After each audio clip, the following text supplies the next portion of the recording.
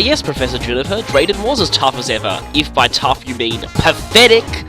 Hello, this is Big Clinky here, coming at you loud and clear from a brand new headset. I just thought I'd record this basically to test this out. Yeah, I've bought a whole new headset just in preparation for recording 3DS footage, basically. And this should sound a whole lot better. This is actually a professional quality gaming headset that allows me to record off of USB, and hopefully it gives you much clearer sound quality. So, anyway, yeah, last we left things off, we defeated the 8th gym leader, Drayden, who was a lot easier than we probably would have thought, but apparently our main character has changed a lot since we left November Town. I would say our Pokemon have leveled up a lot, but haha, we can't do that. Well, I think we kind of know. It's pretty obvious where we should head now. But Juniper's going to take us there anyway. As if we couldn't tell, this exit right to the north of the town, which I didn't go to before, I think you actually can go into Route 10 at this point. I've seen someone take on Drayden in a challenge like this with a Buffalon, so I know that you can actually probably access that thing now. Oh yes, the obligatory NPC showing around tutorial. Wow, those are going to come back in X and Y, aren't they? And, well, I certainly don't regret anything. Yeah, even though my Pokemon can't gain any experience, I've really enjoyed this challenge so far. We've come this far, we might as well take it all the way. We are going to be heading right towards the Pokemon League. But first, Professor Juniper has a present for us. Oh, yes. Yes, we finally get the elusive Master Ball. For those of you who've been living under a rock, the Master Ball instantly catches any Pokemon you throw at. Shinies, caught. Legendaries, caught. Roaming Legendaries, probably the best use for it, caught instantly. And yeah, just as Juniper's explaining there, it is a wonder why they haven't mass-produced this thing. As we'll find out very, very shortly, it comes at exactly the right time.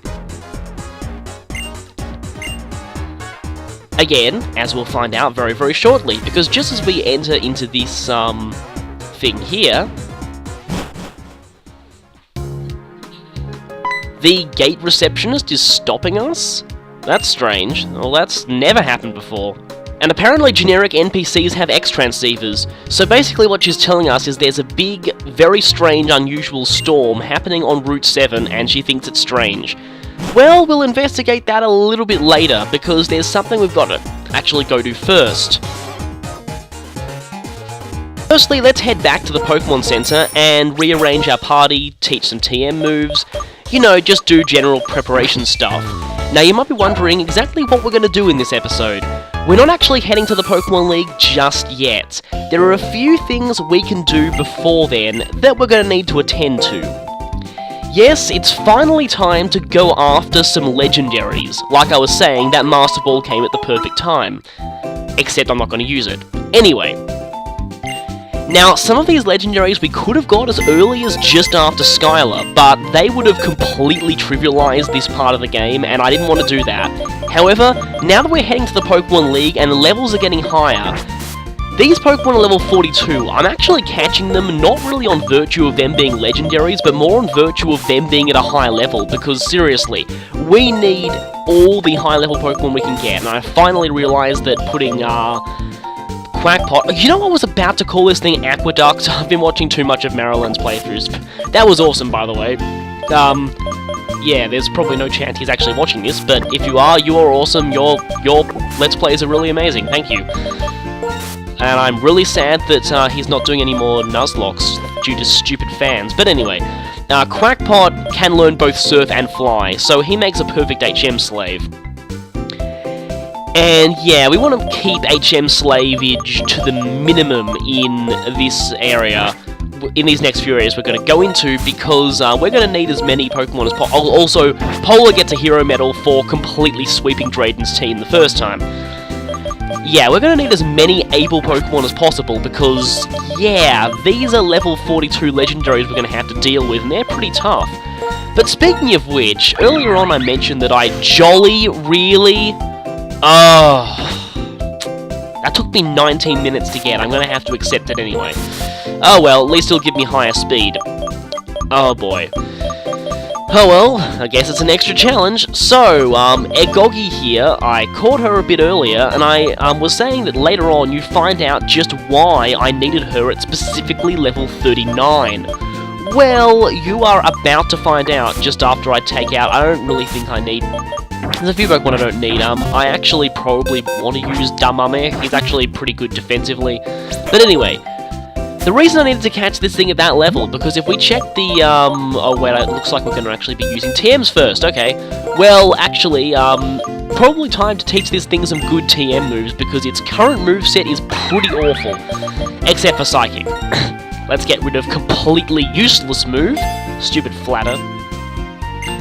So useless, seriously. A whole lot of Psychic types can learn Thunderbolt, and also Shadow Ball. Shadow Ball's good for taking out other Psychics, but let's see if there's anything else she can learn. Reflect and Light Screen might be useful too, especially with what's coming up. Seriously, we are going to be needing those. Thunder Wave, also quite useful because, yeah, it's going to help with incapacitating some things, lowering their speed and keeping them from moving. Yeah, Heal Block is not too useful in-game. It's not even that useful competitively, actually. I mean, it's incredibly situational. And something I've learned in-game is that when an AI trainer uses on you, don't worry, it does not block healing items. It only blocks actual healing within the battle itself, like moves like Recover, Leech Seed. I think it blocks Leftovers recovery as well, but it doesn't block actual trainer-used items like potions. Nothing can learn this certain move that I'm teaching here that I've forgotten what it is. False... Oh, really? Yeah, I kind of really want to go into this with a False Swiper. Unfortunately, nothing on my team is able to learn False Swipe. That's going to change shortly, but for the time being, no False Swipe. That's annoying. But like I said, Reflect, very useful. Reason I'm going with Reflect is the thing we're going to come up against is primarily physical, and, yeah, that could be bad. And we need Surf and Fly on Quackpot, obviously. So, that is... I'm pretty sure we're reaching the end of our preparations here. So, yeah, I guess I'll talk more when we start heading on to do what we came to this part to do, which is go and hunt down some legendaries. Our first destination is back near Driftvale City. Despite the name of the place we're going to, indicating it would be closer to Mistralton City, it's actually not. And we can pick up a few items we missed along the way. And we get to hear the awesome music of Driftvale once again. Now I'm just checking to see if there's a chance I can withdraw something. I have a feeling that maybe something defensive or even Mini Turret might be kind of helpful here. I was actually tossing up whether to put in Troll Derp just to, you know, paralyze things, but anyway, I'm a little concerned about the low level, and these things are all going to be of types that are super effective against Watchog, which is not good, but the combination of Super Fang and Hypnosis is pretty nice. I just have to make sure that I can keep it alive long enough to actually use them. Which, if I'll be honest with you, probably won't happen, but still. Pole has been pretty brutal so far. Now, yeah, the problem with Titania here is that pretty much every single move it has is super effective against these two legendaries I'm going after, and that's really not good for our needs, so might want to leave her behind for the moment.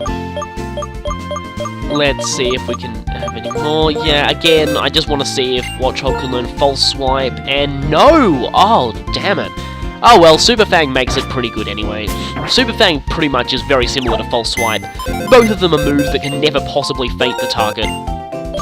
And I still can't believe a random trainer used one of them on me back before. At least it's not as silly as the anime's Finish It with False Swipe episode.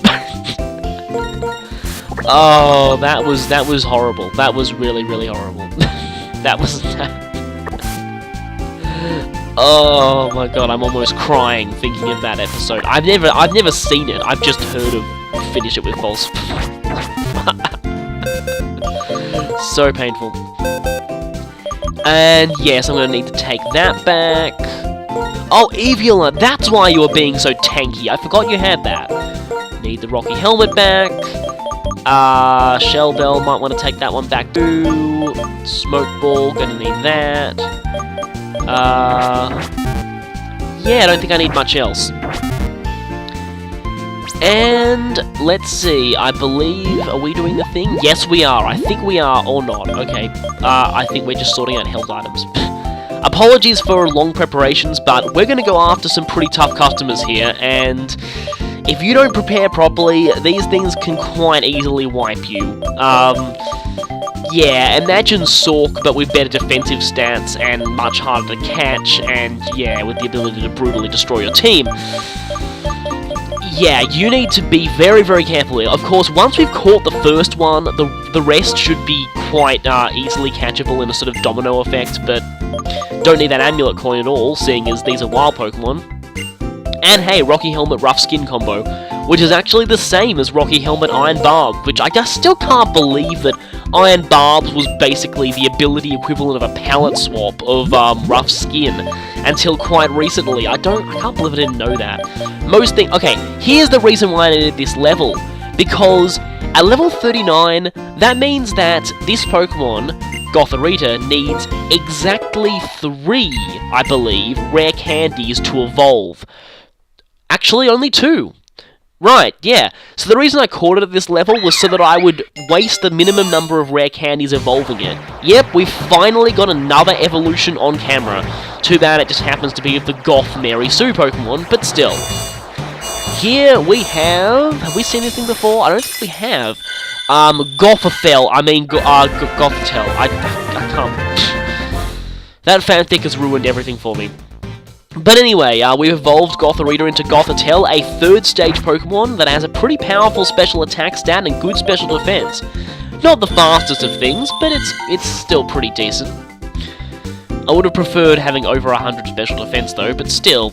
Unfortunately, she's not really going to get much higher in this challenge because I don't particularly feel comfortable with leveling them with rare candies any higher than 42, which is basically going to be the magic level around this point because most of the other things we're catching are going to be 42.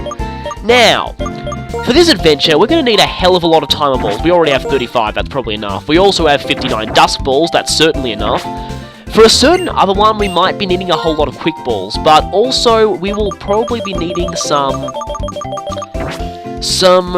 where we're going, some repels, escape ropes might be useful too, full restores, maybe not full restores, healing items, good, and we're going to head on over to the shopping mall to buy a few other items that might be useful in hunting these things down, or at least preventing them from destroying us.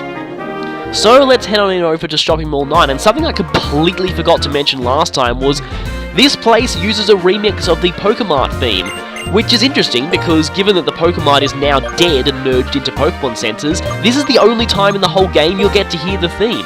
It's nice that the theme actually got to come back at least once. It originated in Ruby and Sapphire, I believe, a dedicated Pokemart theme. Before that, Pokemarts used the same theme as Pokemon Centers.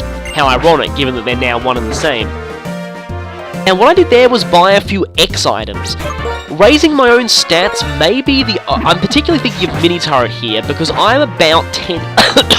I'm about 10 levels lower than these things are, and that's very, very bad. I was thinking of using X Defends or X Speeds just to raise my stats to the point where I can actually safely status these things. It's probably going to be my only option given how big of a disadvantage I'm at level-wise and stat-wise here, so you want to stack the odds in your favour in a low-experience challenge as much as you possibly can. Once again, back in Driftvale, the land of awesome music, and let's see if we can buy a few other extra items here. How about another dozen Moo Milks? Yeah. And more dozen Moo Milks. I think I've gone through quite a lot of them so far, and they're still the best value healing we have, so, you're gonna want to buy a few of those.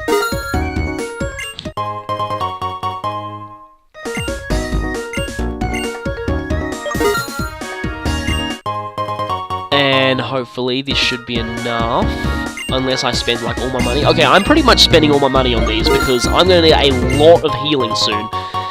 Of course, after I catch these legendaries, I'm probably going to have to start upgrading to Hyper Potions, which are considerably more expensive. and I just realised how hard to come by money is before you're able to really do the... Technically speaking, the sports domes are open now, it's just that they're not very good until after you've beaten the Pokemon League. But anyway, here we are on Route 6, I believe, and we can access some areas we couldn't before because we now have Surf. Over here we have TM Poison Jab. I vaguely remember you finding Sludge Bomb instead on this route back in, not back in, but in the sequels, so that's kind of interesting. But yeah, there's a lot of nice items you can get here once you have Surf, and I'm going to use Super Repel obviously, because nothing to see here, especially on the water. There's just not very many decently leveled Pokemon you can get through water. Thankfully, I actually battled most of the trainers here on an earlier run-through, so I don't have to worry about accidentally running into any battles that are severely below my level. Yes, this was before Pokemon Breeders! But anyway, we'll get this... Silk Scarf! Wow, you get that surprisingly late. Usually an NPC in a house gives that to you, from my experience. Another type boosting item, Silk Scarf powers up normal moves by 20%. It can be alright in certain situations, probably best combo with... Oh, right, okay, it's past that fence. That's good, because that's where we need to go anyway. Because, remember there was someone on this route who talked about a cave with a legendary Pokemon in it somewhere here? That's where we need to go. Now, you'll see here that there's some rocks blocking our way here. But if we surf around the rocks, we can get to a part of the route... Well, first we can go here and find this item that's been nagging us for a long time. It's just a tiny mushroom. I believe that some of these tiny mushrooms and big mushrooms might respawn. I'm not sure. Some of them do, some of them don't. I know that some of the pearls on the shoreline routes do respawn, but anyway. Another hidden item here, and we can see a cave. Yeah, they hinted at the location of this a bit, and of course, you can access this route right after you get Surf. You probably want to bring Flash too. Fortunately, I believe... Okay, either Mini Turret still has Flash, or I can teach it. Please tell me Mini Turret... Yes! Okay, good, still has Flash, that's great. I don't think I've actually mentioned this in an earlier part of the playthrough. This is just a bit of a random factoid. Back the very first time I played Red and Blue, when I was like 6, I had no idea where Flash was. I honestly did not think to look past Diglett's cave for the Professor Oak's aid. I had no clue how to get to there, so I ended up completing Rock Tunnel without Flash. Yes, as a 6-year-old kid, I stumbled through Rock Tunnel in the dark without Flash and got to the other side. I believe it took me about 2 months to get through, but I finally did. And so there actually are trainers in here, which will probably be a bit lower level than what we're used to, because, once again, this area is somewhere you're kind of supposed to get to after Skylar. 33, yeah. Oh boy, this is going to be a massacre, isn't it? Drillbur is not psychic just yet.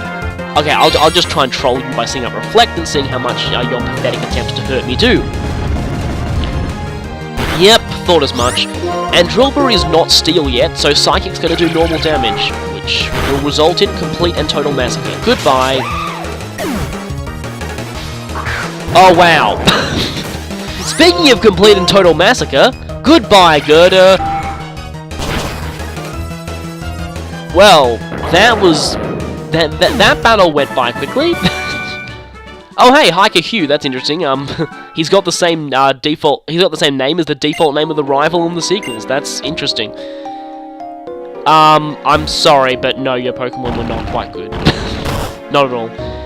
Anyway, Repel's effect wore off, and that's actually probably a good thing, because there's actually at least one Pokemon in this cave we haven't been able to catch before. We actually did see it a bit earlier, and I mentioned how we would be getting it later.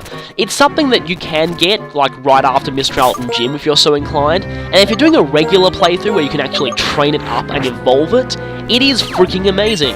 However, in a challenge like this, nah, it's really not that useful because it's not going to be evolving. We can actually catch its evolved form in the wild a little bit later, but its final form is going to elude us. We're never going to have access to its final form, sadly. We have here a Boldore, though. Not like we've seen a whole lot of those. Unfortunately, they're really, really annoying. Sturdy just happens to... Yeah, I want to see how much Thunderbolt does. Oh, not quite sturdy, but anyway. Yeah, I'm kind of just saving the PP on Psychic there, only 10. And we don't have a chance to restore our PP before the Legendary Battle spoilers at the end of this cave. So that could be a problem. I might have to break into the Ethers or PP ups. Not like I'm actually going to want to use Psychic on these things, because, actually, this one here isn't weak to it, but another one certainly is. Oh, wow, how convenient of us. Someone left a max repel in this cave, almost like they wanted us to, avoid the annoyance. Ugh, Boldor. Not what I'm looking for. There is something in here. Unfortunately, the levels here are a bit low and there's no dark grass or anything. Speaking of dark grass, I've heard rumours that X and Y are going to have a new feature involving encounters in caves that I'm very excited for, but I'm going to save my views on that until the actual games. All I'll say is, seriously, fans are going to be singing Hallelujah Chorus once they find this out. This wasn't from a leak, this was from a review, apparently. And we can push this boulder over here with strength just to make a path back to the entrance. And there's a hidden item here, isn't there? Oh well, gotta try and find something Woobat. Nope, still not what I'm looking for. It's not that rare, it should be showing up pretty soon. Once it does, I'm pretty sure that's the only new thing in this cave, so I can safely just, use repels after that. Oh yes, the old hidden item inside a rock. That's, yeah. Who doesn't fall for that anymore? Here it is! Here is Axew! Oh, it's male. Ah, that means I won't be able to use the nickname I kinda had. Well, I'd have already recorded this, so anyway. It's a pure dragon type, so Thunderbolt is going to be not very effective, but please don't knock it out anyway. Yes! Okay, and it's trying to intimidate us with its scary face, but that's not going to do much. So I'll just paralyze this, and it should be pretty easy to catch this thing. Again, it's probably not going to see very much use because, you know, yeah, not going to see much use because it's not going to be evolving. It does reach its final form surprisingly fast by Dragon standards. I believe it's around, it's in the 40s. So, and its final form has, like, a ridiculous attack stat. When I was fighting, yeah, this thing evolved into Haxorus, which is the last Pokemon that Drayden used. When I was fighting it, I actually forgot that it has base 147 attack, which is just ridiculous.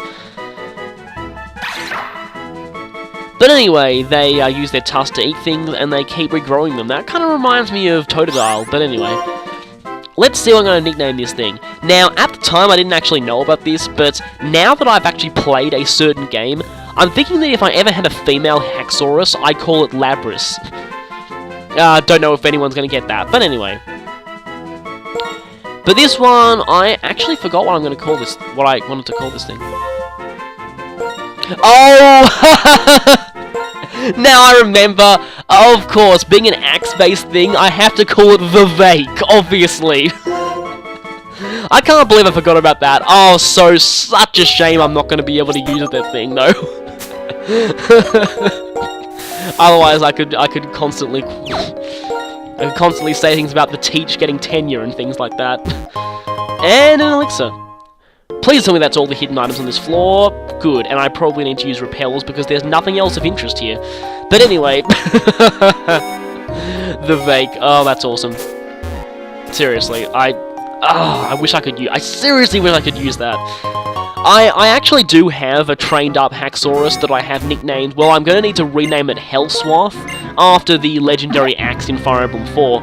It was part of a whole team that I actually named after Fire Emblem 4 legendary weapons, but... And I took it to the first VGCs for Black and White, so, well, actually, not... Oh, it's in that rock, isn't it? I knew it. But first we can get a hard stone. Oh, boy. This thing is annoying due to the fact that in antique shops in Join Avenue, it's like the most common thing you get, and it's pretty much junk. It only sells for, like, a very small amount of money. Very small. But anyway, you can sometimes get big nuggets from the antique shops, and that makes it all worth it. Ooh, Hyper Potion. Almost like they knew that we'd need healing soon. That's kind of ominous. And more rocks. Yeah, you do need strength to navigate around this place, but fortunately strength isn't that bad of an HM move to have.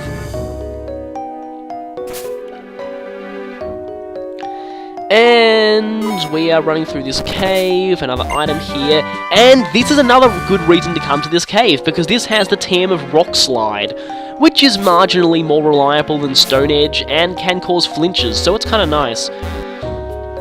Sometimes it's actually kind of nice to use it rather than Stone... I don't know, because Stone Edge doesn't let me down as often as as I'd expect it to. I mean, Focus Blast certainly does, but anyway. Oh, and hey, a PP up. A lot of good items to find in here. I haven't actually said this before, but of course, as you can probably tell, this cave is completely optional, and I believe, yes, we've reached the top floor. It has a new name too, the Guidance Chamber. And we have a Hold Man who's about to tell us some exposition. Okay, story time. Once upon a time, there was an ugly Stunfisk. It was so ugly that everyone... Wait, wrong story. Sorry.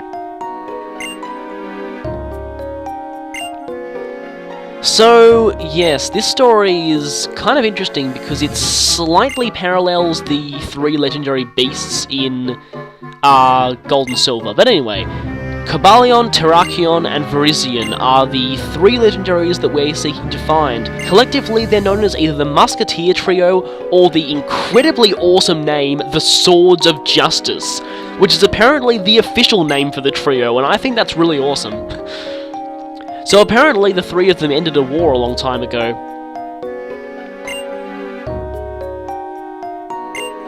But unfortunately, they've kind of grown to hate humans due to human destruction.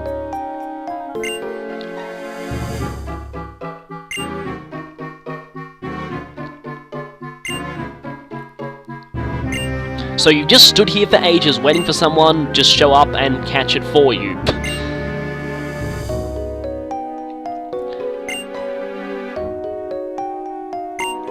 So I guess it actually makes sense to go after these legendaries now, because we're showing them that humans and Pokemon can get along, and by doing that, we're kind of proving Team Plasma wrong.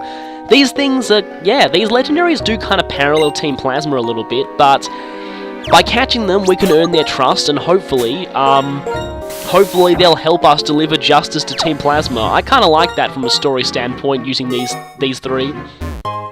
Yes, we will be getting all 3, and once again, you might call me, you legendary, you knew. Oh, here's a Dust Stone. That evolves Lampent into Chandelure, which is incredibly awesome. A Pokemon that I'd highly recommend, so that Dust Stone is very useful. Like I said, you the legendary, you noob. I still think non-Uber legendaries are completely fair game, and in this case, I really damn well need it, because what's coming up is incredibly hard. Seriously, the Pokemon League, I'll just say now, is harder than everything else in the entire challenge combined. Their levels go up to 50, so we really need something that can put up a fight. But it looks like we've reached the end of this chamber. There's that blue-horned, sort of deer-like thing. Cobalion. Okay, let's put our sleep user at the front of the party and get ready for awesome music and an awesome fight.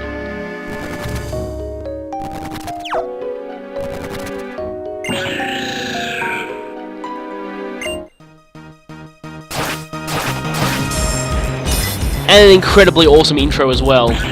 Alright, Cobalion, I challenge thee. I shall prove that the bond between humans and Pokemon is strong. Right, let's do this. Level 42, and I'm level 33. So, I'm gonna start the battle by being a complete and total moron! I was like, oh, if I use an X-Defend, I'll certainly survive, which would have been a good plan normally. Unfortunately, these things are known for a particularly interesting signature move. It happens to be super effective against me. It also happens to ignore stat changes. Also, don't press B on that screen, trust me. And if I get reduced to just Quack Pop, that's going to be ridiculous. So anyway, that plan went horribly wrong. Yeah, turns out all those X-Defends completely and utterly pointless, because Sacred Sword is it's a fighting type move that's physical, but, which is hence why we're using Reflect, which ignores stat changes, which means that I don't think it ignores Reflect though. I'm pretty sure it doesn't. It only ignores actual stat changes.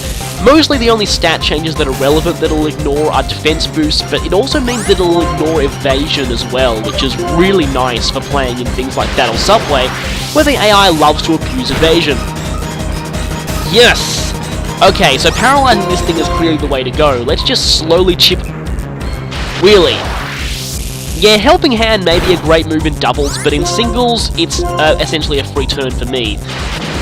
Soon we'll have whittled this thing down to red health, and it'll begin the long run. Oh, great. Okay, fortunately this thing will never... Wow, that was a critical hit? Really? This thing will never get the full power of Retaliate because, you know, it has no other teammates to be knocked out, but still. Now begins the long and arduous process of constantly chucking balls and hoping that one of them will work. So, yeah, just be warned, this is probably going to get a little boring and I'm probably going to run out of things to say. So I guess I can go ahead and talk about my method for catching legendaries. Okay, here, just please tell me that's not going to KO. Yes, okay, good. Yes, okay, so basically, yeah, whittle them down with not very effective moves, that's the plan. Okay, come on, please don't knock out, please don't knock out. Okay, that's perfect. Okay, now time to start spamming balls. Okay, so my plan for dealing with legendaries goes like this. Whittle them down with not very effective moves if possible. If you've got False Swipe, use it. Also, get used to things breaking out without any wobbles, because that happens a lot. These things, I believe, have a catch rate of 3, which means even at low health and status, it's still relatively low, the chance of you catching them. Fortunately, you do get the full benefit of Dusk Balls due to this being in a cave, so that is pretty awesome. After 10 turns have passed, you want to switch over to Timer Balls. Now, in earlier generations, Timer Balls only worked better when, like, 30 turns had passed, which was, oh great, okay, probably bye-bye Polar. Yep, bye-bye Polar. Anyway, 30 turns was actually quite likely with some of these. You know, I believe the first time I attempted to catch Heatran in Platinum, I believe I ended up throwing about 50 Dusk Balls when it was on 1 health and asleep before I actually caught it. Yeah. That's annoying. Again, get used to things breaking out without any wobbles. It happens a lot. An Iron Head, that's going to be super effective. Yikes. Steel-type stab moves are going to be a lot more useful with the introduction of fairies, but for the time being, they're not that great, but they still hurt. So anyway, I sometimes prefer Paralysis to Sleep. Now, most people like to put legendaries to sleep. If you've got a Parasect with False Swipe, that's really, really good. The problem with sleep moves is, 1, most of them have lowish accuracy, and often missing a legendary like this can be incredibly costly to you. But the other problem with sleep is they're not permanent. The legendary will eventually wake up, and when that happens, you'll lose your sleep modifier to the catch rate, and you'll have to reapply sleep. What's worse is if your sleep user gets knocked out, then, well, then you can't ever reapply that status. Paralysis, on the other hand, doesn't give quite as good a boost to the catch rate, but it is permanent, and that's why I actually kind of prefer it. And hey, first time ball, got it! Perfect end to the explanation. Like I was saying, I do kind of prefer Paralysis sometimes, because while it may not give as good a modifier as Sleep, it is permanent. You'll never have to worry about it wearing off, unless the legendary has Rest or Reflect, which is not... Reflect? Sorry, Refresh. Anyway, we have finally convinced Cobalion to join our cause. So, even though this thing is a legendary and I like its name, I'm going to give it a nickname. Now, when I'm doing this, I'm seeing the nicknames I'm giving these legendaries as more like titles rather than their actual name. So this thing, it's still Cobalion, but I'm kind of going to give him a title first. Kind of thought to give them all somewhat themed titles. So Cobalion's title is going to be, and I can just fit it, Steelheart. I guess Cobalion Steelheart, or Steelheart Cobalion, I don't know. But anyway, having caught this thing, the old man will come up to us to give us more story time. Given that I actually haven't caught Cobalion in my original copy of Black, simply because I really haven't bothered to soft reset for it yet, seeing that battle, I'm actually starting to think about making a set revolving around it being a supporter in double battles with Helping Hand. It's quite defensive, but anyway, this guy said that now that I've convinced Cobalion to join me, we might be able to go after Terrakion and Virizion. Now, yes, like this guy said, the obstacles that were blocking those two should finally be gone. The weird thing is, the obstacle that was blocking Virizion was in fact an NPC, so, wow. That's interesting. this old man somehow knows that another old man who was blocking the way to Rudizin is gone. Where was that, you might ask? Well, think back. Now over here, this guy can feel the presence of a fierce Pokemon. There's some dark grass over there, but we actually can't get into it at this point, which is really irritating. Yes, our next destination is in fact Nocrane City and Pinwheel Forest. So we're going to be heading on all the way back there, and I'm actually just going to, because I'm really just wanting to get out of this cave, I'm going to just go ahead and teach Dig to Polar. I didn't want to waste an escape rope here. Probably would have been better to teach Dig to Mini Turret, because Mini Turret's kind of being a slave as it is. But anyway, at least Dig has 80 power, so it's kind of alright as a ground move. So, teaching that Dig, and we're going to dig our way out of here. Go, Polar!